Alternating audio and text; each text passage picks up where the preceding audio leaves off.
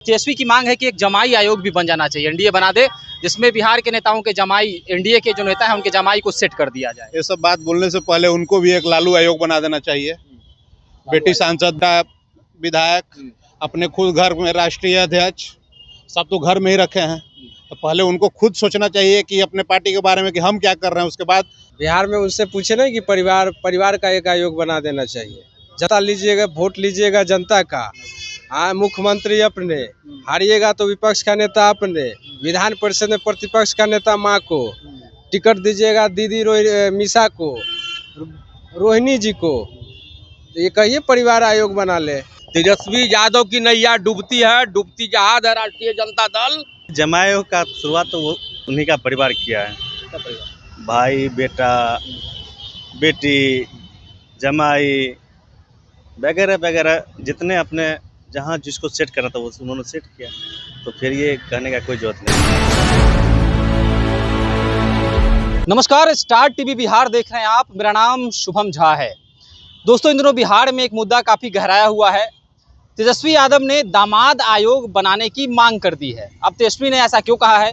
तो बीते दिनों दर्जन भर लगभग आयोग जो हैं बिहार में पुनर्गठन आयोग के हुए हैं, जिसमें तमाम अध्यक्ष बनाए गए हैं।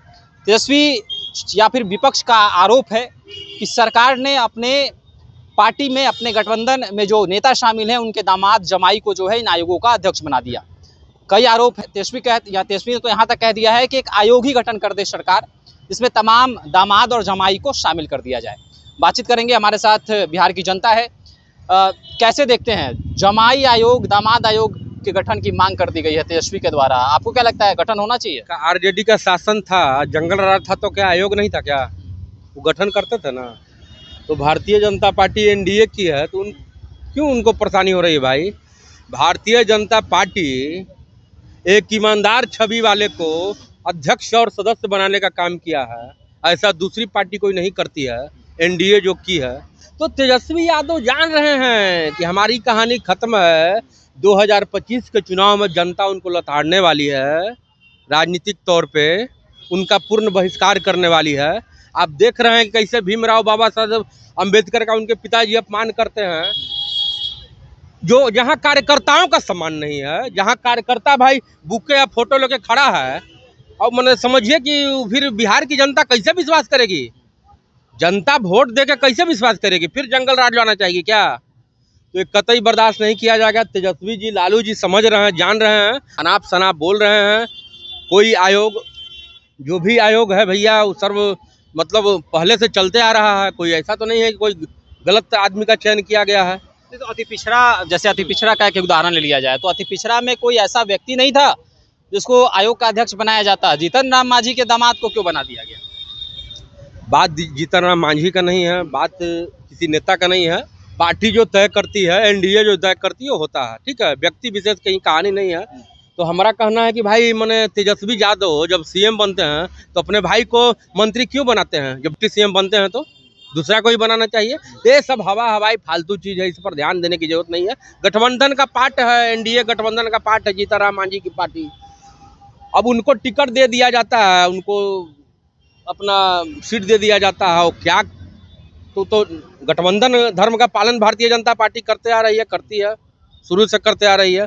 तो राष्ट्रीय जनता दल एकदम बौखलाई हुई है जिस प्रकार से उनका। नहीं, बौखलाई तो नहीं हुई है। कह रही है कि सी वोटर का जो सर्वे आया है उसमें तेजस्वी यादव मुख्यमंत्री बनते हुए नजर आ रहे हैं। सर्वे उर्वे कोई काम नहीं देगा, कोई सर्वे कहीं काम नहीं देगा। 2025 का चुनाव में भारतीय जनता पार्टी एनडीए की सरकार बनेगी और देखिएगा सर्वे इनका फेल होगा। जो भी सर्वे किया उसका सर्वे फेल हो जाएगा। इस चीज को आप लिख लीजिएगा, नोट कर लीजिएगा। हम अभी जो बोल रहे हैं, तेजस्वी यादव की नैया डूबती है, डूबती जहाज है राष्ट्रीय जनता दल।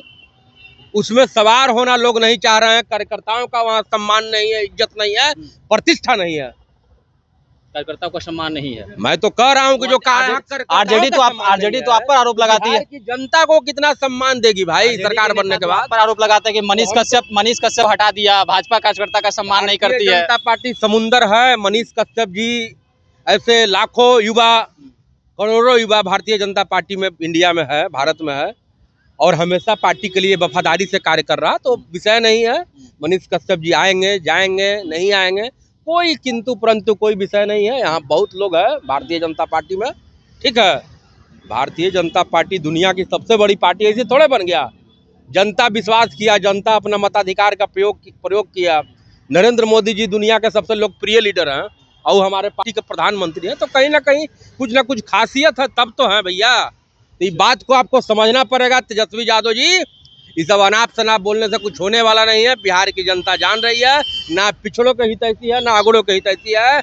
आप जंगल राज लाना चाहते हैं, आपके राज्य में माफिया का सरगना का बढ़ेगा और बिहार की जनता परेशान रहेगी, इसलिए आपको बिहार की जनता चुनने नहीं जा रही है। चलिए, तो और भी लोग हैं, और भी लोगों से बातचीत करेंगे। तेजस्वी यादव ने जमाई आयोग बनाने की मांग कर दी है, अभी चाहते हैं जमाई आयोग बने बिहार में? देखिए, जमाई आयोग का शुरुआत तो वो उन्हीं का परिवार किया है। सब परिवार। भाई, बेटा, बेटी, जमाई वगैरह वगैरह जितने अपने जहाँ जिसको सेट करना था वो उन्होंने सेट किया। तो फिर ये कहने का कोई जरूरत नहीं उनको बोलने का हक ही नहीं है। शुरुआत तो उन्होंने किया है। शुरुआत उन्होंने किया है, तो फिर भाजपा एनडीए क्यों कर रही है ऐसा? एनडीए से कहाँ कोई कर रहा है?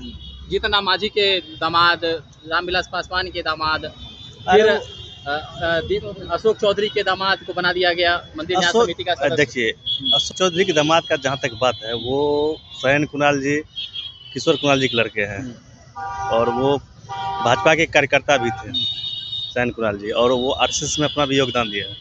अपने टैलेंट के वजह से वो गए हैं, ना कि अशोक चौधरी की वजह से गए। वो अपने टैलेंट से गए हैं और वो अपना टैलेंट अब दिखाएंगे। जिस परिषद में गए हैं अपना टैलेंट भी दिखा रहे हैं। तेजस्वी जिस प्रकार के आरोप लगा रहे हैं उसका खंडन आप लोग करते हैं पूरी तरह? तेजस्वी जी का आरोप लगाने कोई अति है ही नहीं, अधिकार उनका है ही नहीं। क्या वो उनके बातों को मैं खंडन करूँ? वो अपने पिताजी को क्या बोलते समझाना चाहिए चीज़ों को लेकर। भाजपा को क्या समझाएगी या एनडीए क्या समझाएगी? वो उनके बोलने कोई हक ही नहीं। चलिए, तो साफ तौर पे कहना है कि बोलने का हक नहीं है। और भी लोगों से बातचीत करेंगे, हम आगे आपको बताएंगे कि क्या राय है। देखिए, दर्जन भर जो आयोग बनाए गए हैं उनको लेकर तेजस्वी ने तंज कसा कि बिहार में जमाई आयोग बना देनी चाहिए। बातचीत हम लगातार कर रहे हैं, जानेंगे। तेजस्वी की मांग है कि एक जमाई आयोग भी बन जाना चाहिए, एनडीए बना दे, जिसमें बिहार के नेताओं के जमाई, एनडीए के जो नेता हैं उनके जमाई को सेट कर दिया जाए। ये सब बात बोलने से पहले उनको भी एक लालू आयोग बना देना चाहिए। बेटी सांसद, विधायक, अपने खुद घर में राष्ट्रीय अध्यक्ष, सब तो घर में ही रखे हैं। तो पहले उनको खुद सोचना चाहिए कि अपने पार्टी के बारे में कि हम क्या कर रहे हैं, उसके बाद आयोग का बात करना चाहिए। उनके शासनकाल में आज तक आयोग तो बना नहीं। तो भाजपा एनडीए की सरकार आई तो ये आयोग बहुत सालों बाद बना है, नहीं तो आयोग तो दूर दूर तक दिखता नहीं था पहले। तो ये सब बात छुटभैया वाला बात है, सब नहीं बोलना चाहिए। अच्छा, आचार्य किशोर कुणाल के बेटे पर भी उन्होंने तंज कसा है कि मंदिर न्याय समिति का सदस्य बना दिया। आचार्य किशोर कुणाल साहब ने जो किया है, जो सनातन धर्म के लिए किया है, उस हैसियत से भी उनके बेटे को बहुत छोटा चीज़ मिला है। उनका हक बनता है। आचार्य किशोर कुणाल के बाद अगर जो न्यास बोर्ड का जो सदस्य बने हैं, उनका हक बनता है। इतना सारा संस्थान चल रहा है बिहार में, पटना में, पूरे बिहार में, अयोध्या तक लोग खाना खा रहे हैं पटना के हनुमान मंदिर से, तो उनका हक बनता है।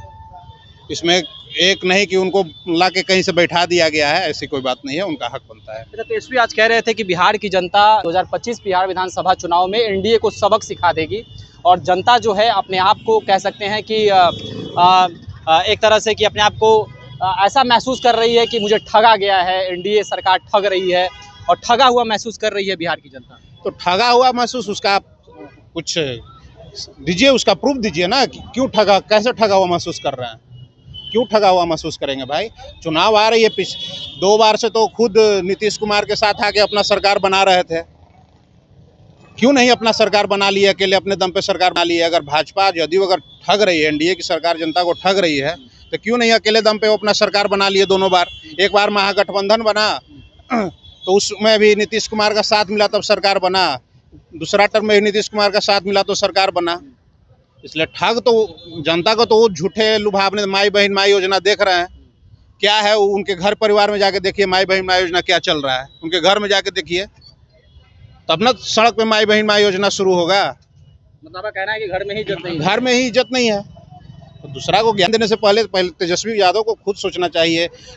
उनको खुद एक लालू आयोग घोषित कर देना चाहिए। माई बहन माई योजना खुद पहले घर में लागू करना चाहिए। उनके पिता चारा चोर हैं, वो खुद पहले जनता को क्या ठगे, जनता को पूरा बिहार का चारा खा गए। तो ये सब पहले उनको खुद सोचना चाहिए, तब एनडीए पर बयानबाजी करना चाहिए। चलिए और भी लोगों से बातचीत करेंगे कि क्या जमाई आयोग बनाना चाहिए बिहार में। क्या कहिएगा? तेजस्वी यादव ने कहा है कि एक जमाई आयोग बना देना चाहिए बिहार में। बिहार में उनसे पूछे ना कि परिवार का एक आयोग बना देना चाहिए। जनता लीजिएगा, वोट लीजिएगा जनता का। हाँ, मुख्यमंत्री अपने, हारिएगा तो विपक्ष का नेता अपने, विधान परिषद में प्रतिपक्ष का नेता माँ को, टिकट दीजिएगा दीदी मीसा को, रोहिणी जी को। तो ये कहिए परिवार आयोग बना ले, परिवार आयोग बना एकदम परिवार आयोग बना ले। लेकिन साफ तौर पे कटाक्ष तो आप लोगों पे है कि जीतन राम मांझी के दामाद को सेट कर दिया, रामविलास पासवान के दामाद को सेट कर दिया, इधर अशोक चौधरी के दामाद को जो है सेट कर दिया गया। जिसका घर शीशा का हो वो दूसरों के घर पे पत्थर नहीं मारा करते हैं। पहले खुद तो देख ले, पहले अपना जो है अपना चेहरा जो है वो एक आईना में झांके, मेरा चेहरा क्या है, क्या उनमें योग्यता है। एक 9वीं फेल व्यक्ति इस राज्य का जो युवा है वो पीएचडी वालों का कैसे भला कर सकते हैं, वो विजन बताएं बिहार को। इस राज्य के लिए डेवलपमेंट के लिए उनका विजन क्या है, जो प्लान जो उनके पिताजी की जो जंगल राज जो इस बिहार के अंदर जो कायम किया था, जो प्लान की जो व्यवस्था हुई, आज वो रोजगार की बात करते हैं। जो डॉक्टर, जो बिजनेसमैन जो यहाँ से उनके जंगल राज के डर से जो भाग गए, उनको लाने के लिए उनका क्या विजन है, उनके प्रति फिर भी वही नफरत है तेजस्वी यादव के परिवार के प्रति उन लोगों का। तो कैसे कल्पना कर सकते हैं बिहार में, और बिहार का युवा जो उनके पिताजी जो उनके पूर्वजों ने झेला है वो फिर से जंगल राज को लाएंगे।